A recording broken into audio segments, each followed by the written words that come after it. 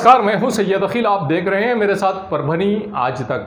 आज एक ऐसे परिवार की कहानी आपके सामने लेकर आए हैं जो हिंदू रीति रिवाज के मुताबिक 16 मई 2010 को विवाह करके अपने हस्बैंड के घर गई और 2 एकड़ खेत बेचकर अपनी शादी धूमधाम से मनाई। ऐसे परिवार की कहानी हिंगोली ज़िले के सेनगांव तालुके के हिवरखेड़ा गांव की रहने वाली है मुक्ता तुकाराम निरगुड़े। इस अबला की कहानी, 4 बेटियां इस अबला को है। 4 में से 3 बेटियां इनके हस्बैंड के पास रहती हैं। इनके हस्बैंड ने ज़बरदस्ती 3 बेटियों को लेकर गए हैं और चौथी बेटी मुक्ता के पास छोड़ गए हैं। और अगर मुक्ता नान देने के लिए आई तो मुक्ता को जान से मार देने की धमकी भी दी गई है। ऐसा आरोप मुक्ता ने और मुक्ता के परिवार वालों ने मुक्ता के हस्बैंड अनिल सोनू ने और उनके परिवार वालों पर लगाया है। और मुक्ता के नंदोई, मुक्ता का देवर, मुक्ता की सास, मुक्ता की ननद किस तरह से प्रताड़ित करते हैं मुक्ता को, खुद मुक्ता की ज़बानी सुनेंगे हम इस रिपोर्ट में। किस तरह से मुक्ता ने और मुक्ता के परिवार के सदस्यों ने, मुक्ता की माताजी ने, मुक्ता के भाई ने और मुक्ता के चचेरे भाई ने किस तरह से कहा है परभनी आज तक। कहानी एक ऐसी अबला की जिसकी शादी 16 मई 2010 को हुई थी। बेटी बचाओ बेटी पढ़ाओ का नारा पूरे देश में चल रहा है, लगाया जा रहा है। आज ये हाल हो गया है कि पिता को अपनी बेटी का विवाह करने के लिए 2-4 एकड़ ज़मीन बेचना ज़रूरी है, क्योंकि भीख मंगे दामाद से शादी जो करानी है। वाशिम ज़िले के रिसोड तालुके में है संवड़ गाँव, जहाँ रहती है सोनूने फैमिली। अनिल सोनूने का विवाह हिंदू रीति रिवाज के तहत 16 मई 2010 को मुक्ता तुकाराम निरगुड़े से हुआ। अनिल सोनूने ने पहले ही बुल्ढाना ज़िले के मेहकर तालुके के चांगाड़े परिवार की लड़की से विवाह किया था। उसके बाद बुल्ढाना ज़िले के ही डोनगांव के काड़े परिवार की लड़की से भी विवाह किया था।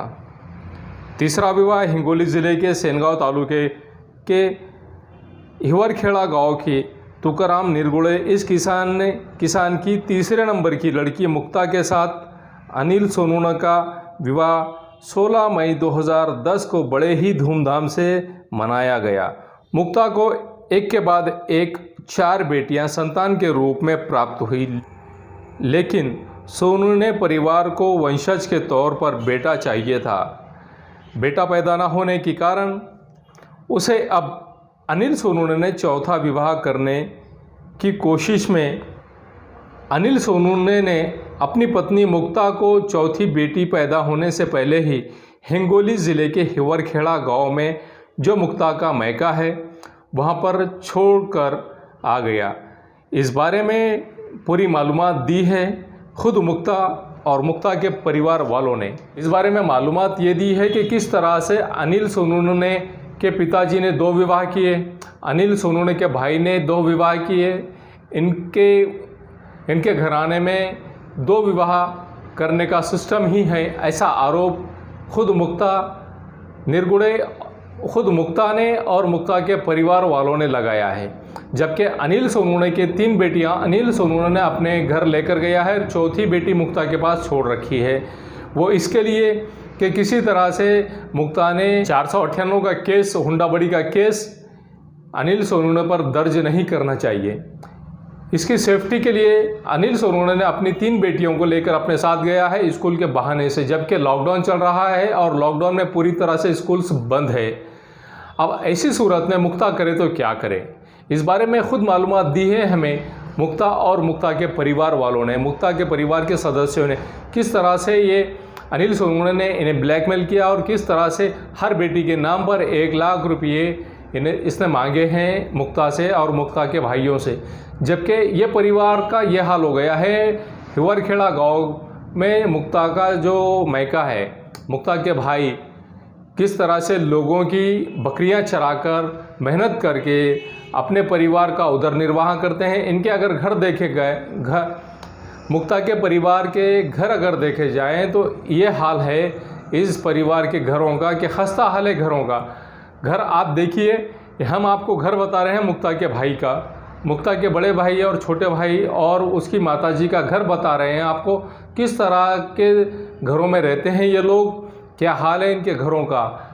इनके घर में ना खाने के लिए अनाज है, ये जब तक लोगों के खेतों में काम नहीं करेंगे तब तक इनके घर में खाने के लिए अनाज नहीं आता है। ऐसी कंडीशन में ये कहाँ से अपने पति की हवस को पूरा करेंगे 4 लाख रुपए देकर, ऐसा मुक्ता ने और मुक्ता के परिवार वालों ने कहा है। हमने अनिल सोनवणे से मुलाकात करने की कोशिश की लेकिन किसी तरह से उनसे कांटेक्ट नहीं हो सका। अनिल सोनवणे की कहानी भी आपको अगले एपिसोड में हम बताएंगे क्या है हकीकत, लेकिन उससे पहले मुक्ता पर जो बीती है खुद मुक्ता की ज़बानी और मुक्ता के परिवार की ज़बानी सुनते हैं। आदाब, नमस्कार, आपके साथ शेख इफ्तिखार। आज हम हिंगोली ज़िले के यहाँ पर जो हिंगोली ज़िले का सेनगांव हिवरखेड़ा जो गांव है, इस गांव में यहाँ के दासराव तुकाराम निरगुड़े इनके पास मिलने को आए हुए हैं। मिलने की वजह हमारी ये है कि हमारे हिंदुस्तान और महाराष्ट्र में ये बताया जा रहा है कि बेटी बचाओ और बेटी पढ़ाओ, लेकिन इस हिवरखेड़ा गांव के एक लड़की के साथ जो अन्याय नाइंसाफ़ी हुई है उसको लेकर आज हम इस गांव में आए हुए हैं।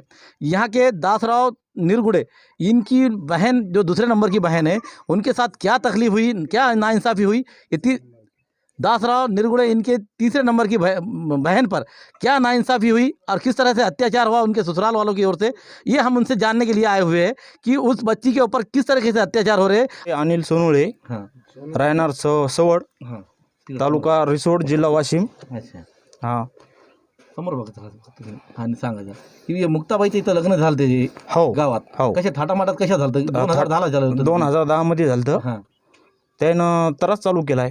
केव्हापासून? जवळपास 12 महिने झाले. 12 महिने. हा आता लग्न होऊन 2010 झालेलं आहे हा. आणि 12 महिन्यापासून का कशामुळे त्रास झाला? मुलगा का होत नाही हां. याच्यामुळे हे भानगड चालू आहे सर. इथं हिवरखेडामध्ये जेव्हा लग्न झालं त्यावेळेस इथले माजी सरपंच हे माजी सरपंच आपले इथले भगवानराव निरगुडे हे आमच्याबरोबर आहेत. त्यांचं काय म्हणणं आहे आणि गावात काय म्हणजे लग्न कसं झालं आणि त्या मुलीला आता हे त्रास देण्याचं कारण काय आहे आम्ही त्यांच्याकडून विचारून घेऊ. ते लग्नामध्ये होते आणि ते यामध्ये त्यांनी काय त्यांचा सहभाग आहे आणि आपल्या गावात कशी त्या मुलीचं म्हणजे त्या परिवाराचं कसं वागणं आहे ते आपण थोडं सविस्तर सांगा आम्हाला. हे हिंदू संस्कृतीनुसार चांगल्या थाटामाटात लग्न केलं, परंतु काही दिवसाच्या नंतर तिला मुलीच होत गेल्या आणि मुली झाल्यामुळे यानं नंतर त्रास द्यायला सुरुवात केली. त्याच्या त्रासामध्ये ते वडील वारले गेले. वडील वारल्यानंतर 2-3 वेळेस मी जाऊन आलो. अच्छा, तर त्यानं सांगितलं आम्ही मिटून घेतो, आम्ही तुमच्या मुलीला घेऊन जाऊ, आम्ही एक दिवस येऊ. असं करता करता त्याने 4 महिने आलेच नाही. 4-5 महिन्यानंतर त्यानं नोटीस दिली. कोर्टाने नोटीस पाठवली? हां, वकिलातर्फे नोटीस दिली त्यानं कशाबद्दल? की आम्हाला मुलगी पाहिजेत नाही, आम्हाला फार कधी पाहिजेत. पण आम्हाला कारण काहीच माहीत नव्हतं कशामुळं सांगायला लागलेत. मग नंतर मुलींनी सांगितलं की वागवायचं नाही म्हणतात, मला तकलीफच द्यायला लागलेत. माहीत नाही तर मग वडिलाच्या वेळेस पैशाची मागणी करत होते. आता वडिलाच्या वेळेची मागणी आपण थोडी साक्षीदार आहेत त्याला, ते वडिलाला माहीत. आता तुम्ही सरपंच या नात्याने किंवा इथले कुटुंब प्रमुख म्हणून अशा गावातली मोठी व्यक्ती आहेत आपण हां आणि सिनियर म्हणजे की प्रौढही आहेत. हां याबद्दल आपण जसं म्हणलं की आता की तुम्ही 2-3 वेळा जाऊन त्यांना सांगितली, विनंती केली की भाई आम्ही मुली पाठवण्यास तयार आहे. हां. मग त्यांनी कोर्टानं अशी नोटीस कशी काय पाठवली की ते आम्हालाच माहीत नाही. तिथला एक माणूस मध्यस्थी असताना त्या माणसाला सुद्धा घेऊन या म्हणलं आम्ही. तर याने त्या माणसाला आणायचं तर तो माणूस म्हणे आम्ही त्याला असे सांगू लागले आम्हाला जायचं पण फार कधीसाठी जायचं, आम्हाला तलाकनामा पाहिजेत. तो माणूस म्हणे तलाकनाम्यासाठी आम्ही येत नाही. त्याच्यानंतर यानं कोर्टानं नोटीस पाठवून दिली. मुलगा काय होत नाही म्हणून भांडणं करायचे. पहिली पोरगी झाली आणि दुसरी पहिल्या पोरीच्या वेळेसच त्यानं पोरगी काऊन झाली म्हणून ते नाराज झाले. अच्छा, हां, नंदई, सासू सासरे हे सर्व नाराज झाले. हो. मग परत दुसरी मुलगी झाली मला. अच्छा, हां, तर मग दुसरी पोरगी झाल्यामुळं ते म्हणायची की दुसरी बी तुला पोरगीच झाली, अशी पोरी कसं काय व्हाल्या तुला असे म्हणायचे. मग त्याच्यापेक्षा जास्त शेअर करायचे मला ती. अच्छा. हां, मग तिसऱ्या मुलीच्या वक्ती अशोक राऊत म्हणाले की आपण हिला गर्भ पाडायसाठी शिंदखेड राजाला नेऊ. अशोक राऊत कोण आहे ते? नंदई. तुमचे नंदई? हो. अच्छा. हां, आपल्या ओळखीचा डॉक्टर आहे म्हणे शिंदखेड राजाला. काय नाव ते डॉक्टरचं? ते नाव नाही माहीत ना मला. त्यालाच माहिती आहे अशोक राऊतलं. अच्छा, त्यानंच नेलं होतं. नेलं का तुम्हाला? हो मग काय म्हणजे तिथं मेडिकल रिपोर्ट काय झाली काय? हो, रक्ती तपासली मपली माझ्या नवऱ्याची. अच्छा. हां, पुन्हा धातू तपासले. अच्छा. पुन्हा ती पोटाला काय मशीन लावली होती ती कोणती, तर ती मशीन लावून चेक केलं होतं. अच्छा. हां. आता चौथी तुम्हाला मुली झाली. हो. मग याच्यावर तुमचं म्हणजे त्यांचं काय असं म्हणजे काही प्रतिक्रिया? तिसऱ्या मुलीच्या वेळेस बी नेलं होतं त्यानं आणि या मुलीच्या वेळेस बी नेलं होतं त्यानं. तर या मुलीच्या वेळेस अशोक राऊतनं मला ते दवाखाना बंद आहे म्हणून त्याला असं त्याला कुठून कळालं, तर मी ते ऐकलं. तर त्यानं मला गर्भपाडाच्या गोळ्या आणून दिल्या होत्या. हां. काही खाल्ल्या म्या आणि काही फेकून दिल्या. त्याला खाल्ल्या म्हणून सांगितलं आणि फेकून दिल्या काही.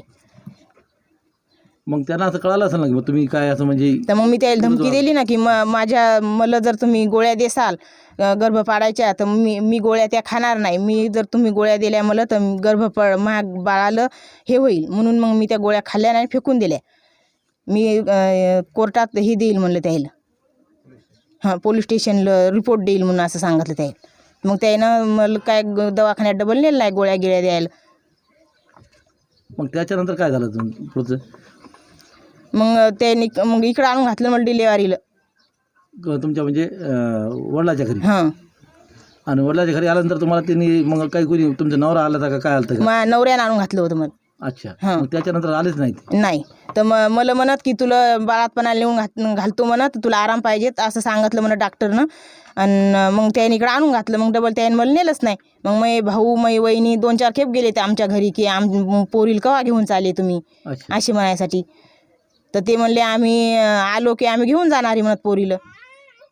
मग आतापर्यंत नाही आले? आणि आतापर्यंत पोरगी झालेली आहे नाही तर तिला कोणी पाहायला पण नाही आलं. अच्छा. हां. आणि मग मी फोन लावत होते माझ्या नवऱ्याला तर फोन बंद करून ठेवायचे, ते कोणीच उचलायचे नाही. अच्छा. हां. आता तुम्हाला मुली किती आहेत पूर्ण? 4. 4 मुली. आता 3 मुली जेव्हा हे लग्न म्हणजे तुम्हाला आता तुमची लग्न तुम्ही सांगता की तुमच्या नवऱ्याचे 3 लग्न झालेले आहेत. हो. अगोदर 2 लग्न झालेले होते. हो. ते कुठे कोणत्या जिल्हा? बुलढाण्यातील 2 मुले? पहिली बायको डोणगावची होती, मेहकरची होती, माधव काळे. हां, डोणगावची. अच्छा. हां. त्रास देत होते, कामं करत नाही तर असं नाही कर तसं नाही असे म्हणून त्याने सोडून दिली. बरं, आता आम्हाला इथं या एक म्हणजे असं कळालं की तुमच्या लग्नासाठी तुमच्या वडिलांनी 2 एकर शेती विकली. हो. आणि लग्न इथं गावात थाटात केलं आणि त्यांचे जे म्हणजे हो, त्यांची 2 जी एकर. मागणी होती हो. ते कशी काय म्हणजे कोणते म्हणजे 2 एकर शेती विकली. माझ्या लग्न केले त्या माझ्या पप्पानं आणि काय म्हणतात 3 लाख रुपये हुंडा दिला त्याला. अच्छा. हां. दागदागिने माझ्या अंगावर घातले होते माझ्या बापानं, त्यानं मग ते काढून घेतले माझ्या अंगावर इकडं आणून घालताना. आता चौथी मुलीच्या हो. डिलिव्हरीच्या पिरियड? हां. त्याच्यानंतर किती हुंडा मागितलं का त्यांनी?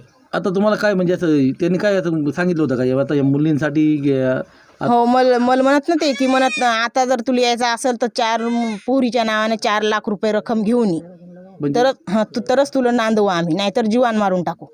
अच्छा. हां, असे धमकी द्यायचे. मग मै बाबा आताच वारले. मग आम्ही मै आई रोज मजूर करते, मै भाऊ शेळ्या वळतात, एक भाऊ ऑटो चालवते. मग मी 4 लाख रुपये कुठून देऊ त्याला?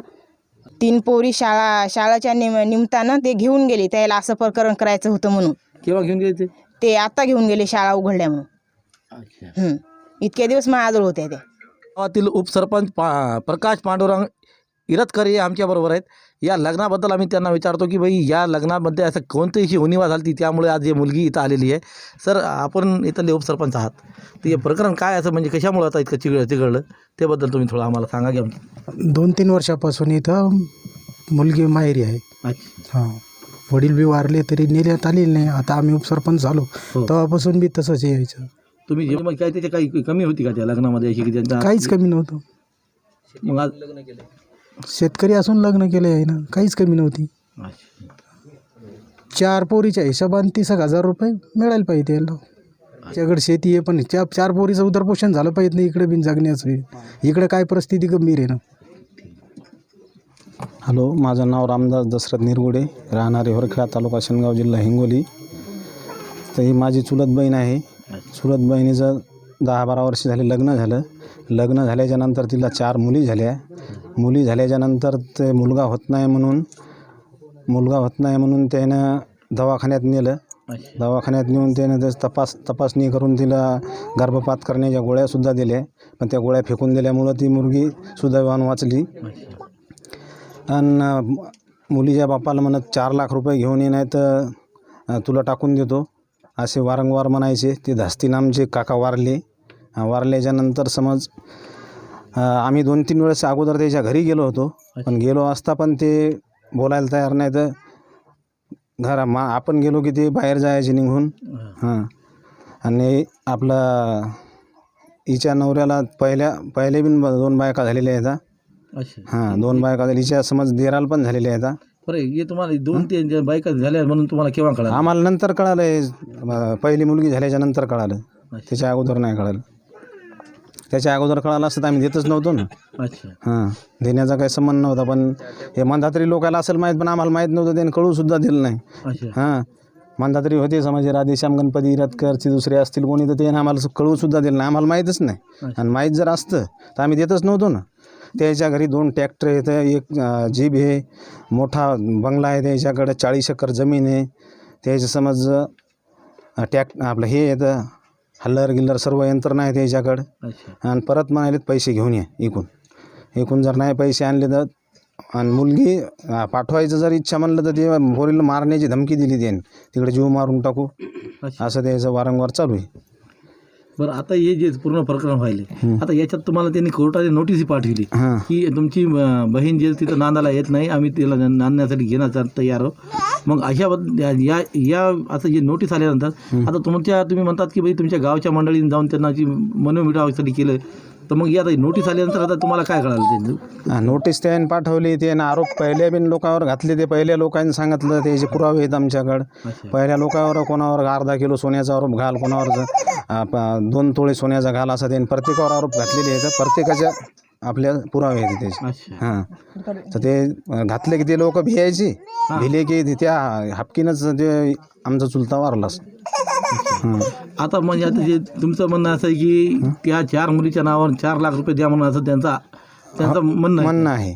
त्यामुळे समजा की आता तुमचे जे काका आहे ते त्या धसकीमध्ये वारले. मग आता सध्या म्हणजे आता तुमचे गावची मंडळी आणि हे समजा की तिथं गेलं तर त्यांना काय म्हणणार? ते आता त्यांनी ती कोर्टाने पाठवलं की ती मुलगीच येत नाही तुमची. मुलगी जायला तयार आहे, पण ते जीव मारण्याची धमकी दिल्यावर मुलगी कशी जाणार साहेब? बरं, आता त्यांचे 3 जे मुली आहेत, आता मुक्ताताईनं सांगितलं की त्यांचे ज्या 3 मुली आहेत त्यांनी ते शिक्षणात सुरू व्हायला म्हणून त्यांनी घेऊन गेलेत. मग याचं काय त्यांचं कारण आहे की त्यांनी मुली घेऊन घेतली? मुली घेऊन गेले. एक मुलगी इथं ठेवली त्यानं. अच्छा. हां, शाळेसाठी म्हणून नेली त्यानं आणि परत इकडे पाठवल्या नाही. बरं, दिलं कुठं होतं तुम्ही? कोणाच्या घरी दिलं तुमच्या बहिणीला? हे आपलं दत्तराव सोनुने. कुठले ते सवड, तालुका रिसोड, जिल्हा वाशिम. अच्छा. ते सासरे आहेत तिचे. आणि नवऱ्याचं नाव तिच्या अनिल दत्तराव सोनुने. अच्छा. आता म्हणजे तुमचे सोनवणीचं वय किती असेल? ते सोनुनीचं असेल 40-45 असेल. दत्तराव सोनवणेचं म्हणतात साहेब. दत्तराव सोनुनी 60 वर्ष असेल. मग ते 60 वर्ष असेल. नाही जे तुमचे जे यांचे ससुर आहेत त्यांचं 60-65 वर्ष जे आहेत, तुम्ही त्यांना भेटले का? त्यांना भेटून सांगितलं का याच्याबद्दल? त्याला आम्ही भेटलो, त्याला विनंती केली. त्याच्या घरी 4 वेळेस गेलो आम्ही, पण ते ऐकायला तयार नाही. तर ते म्हणत आम्ही तुमच्या इथे येतो. आमच्या इथे आले नाही ते परत, आणि आम्हाला तिकडे येऊ दिलं नाही. ते नंतर पहिल्यांदा आम्ही गेलो 1-2 वेळेस. गेल्याच्या नंतर डबल इकडे येतो म्हणत इकडे आले नाही, काहीच नाही. आणि डबल त्यानं नेण्याचा त्याचा विषय बनवता. आणि ते उलट धमक्या द्यायचे की बाबा मुलगी जर इकडे जीव मारून टाकली तर आमच्याकडे पैसा आहे एवढा, आम्ही 10 लाख रुपये देऊन ते दाबू शकतो त्याच्या.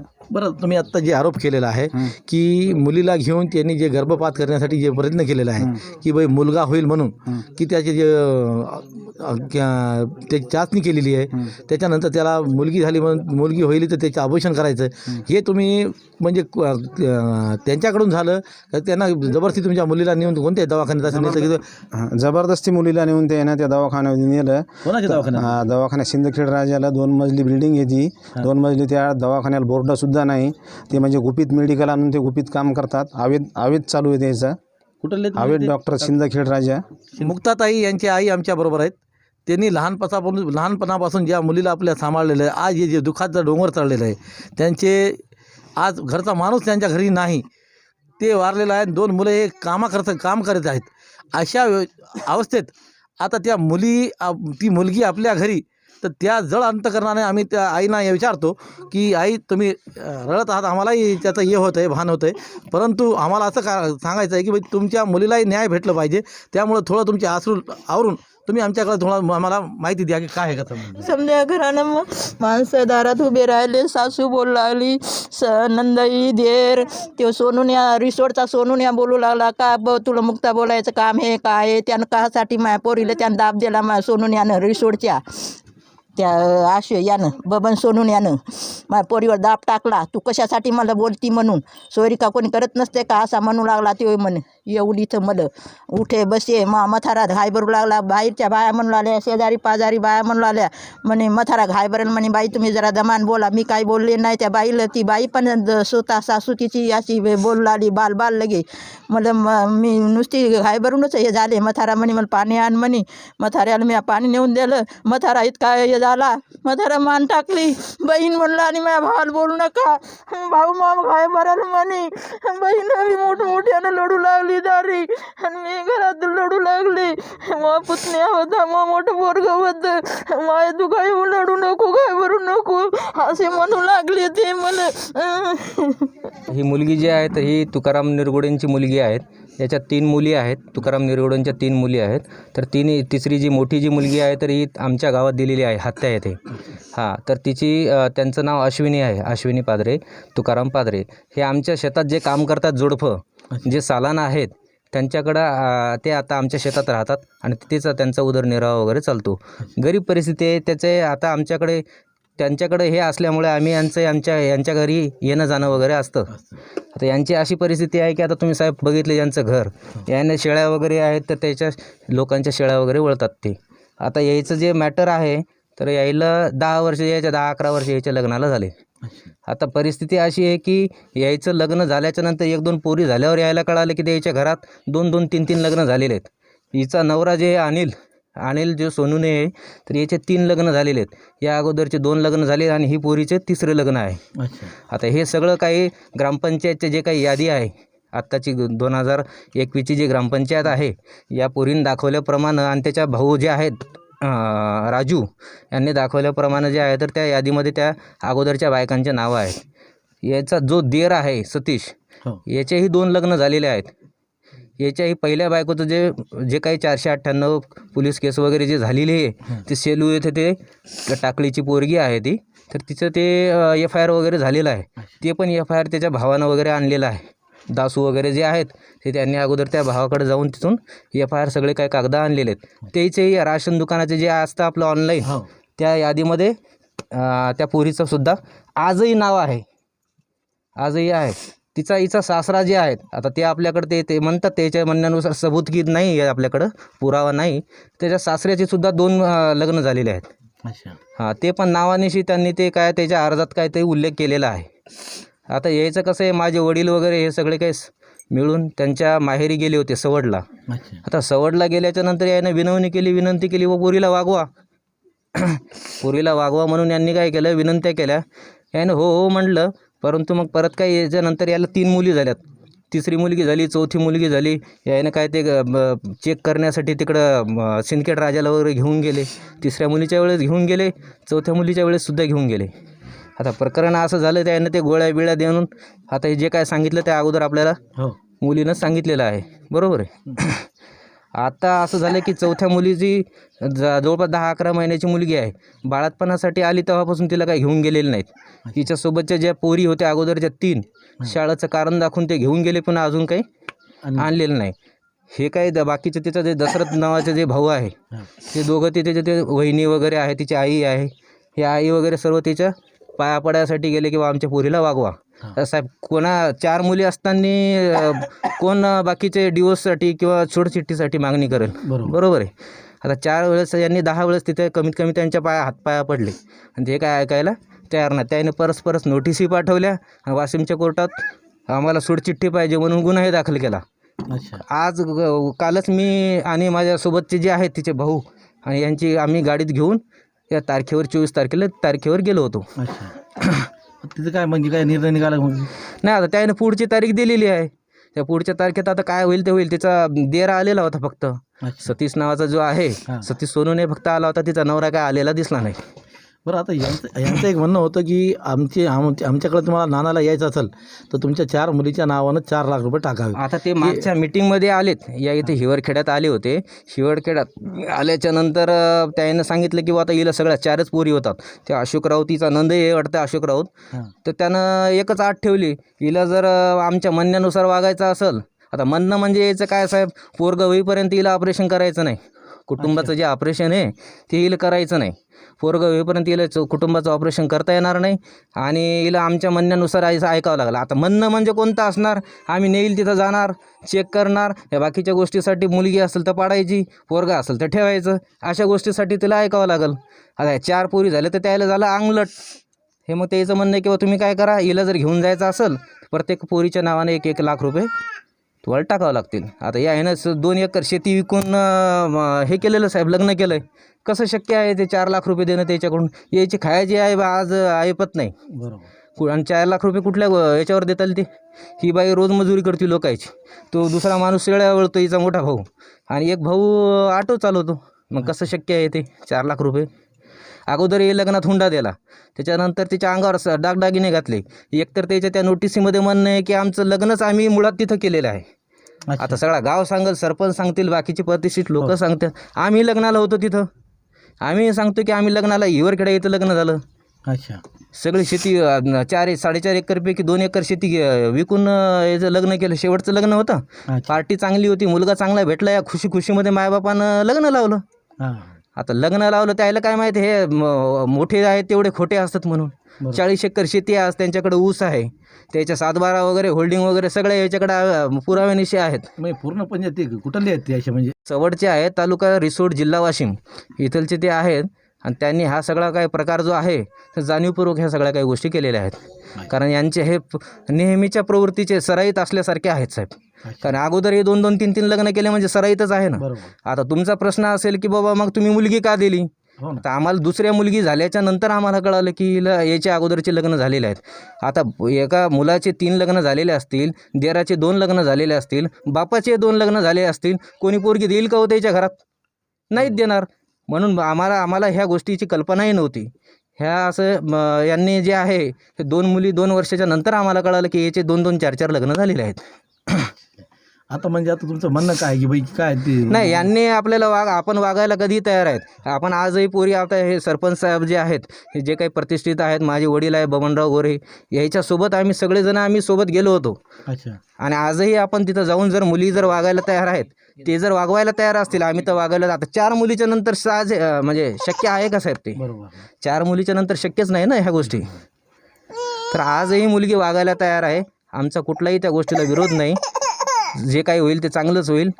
आणि याच्यानंतरही आता ज्याचं अगोदर त्या बाकीच्या ज्या पोरी गेल्यात त्यांचे जे काही 498चे मॅटर त्या लोकांनी दाखल केलेत, तसं तर यायला शक्य नाही ना. दुसरं लग्न करणं काही शक्य नाही. 4 मुलीचा व्यवहार, 4 मुलीचा हे कसं करणार, याच्यावर उपजीविका उदरनिर्वाह कसा करणार? याच्यासाठी आता त्याला झालं पैशाचा गर्व, पैशाने हे सगळे काही प्रकरण दाबायले. तर मैं हूं सैयद अखिल, आप देखते रहिए मेरे साथ परभनी आज तक। आप हमारे चैनल को सब्सक्राइब करें, सब्सक्राइब करने के बाद बेल आइकन का बटन ज़रूर दबाएं। उसी के साथ आप हमारे चैनल को लाइक करें, शेयर करें और कमेंट करना ना भूलें। आप हमें फेसबुक और ट्विटर पर भी फॉलो कर सकते हैं। मुझे दीजिए इजाज़त। जय हिंद। मिर्जा मेस, सूबेदार नगर, डिपो के पास, परभणी।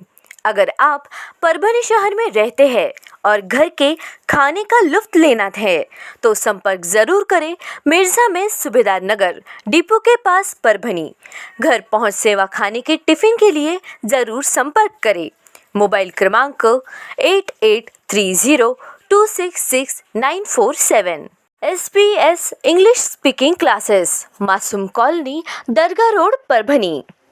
अगर आप घर बैठे इंग्लिश में बात करना सीखना है तो आज ही कांटेक्ट करें SBS English speaking classes. Mobile number 9823797828। Quality की तलाश यहाँ खत्म। किंग ऑफ बेल्ट्स, शनिवार बाजार के पास, Nanalpeth corner, Parbhani. Ladies purse, school bag, original leather belt, कमर belt, wallet, body spray, perfume और भी बहुत कुछ। एक बार जरूर आए।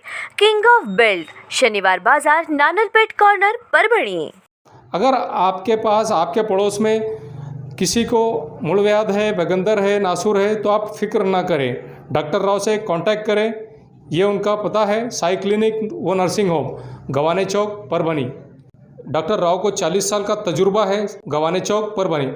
Mobile number 9890090925। Second number 9420621924।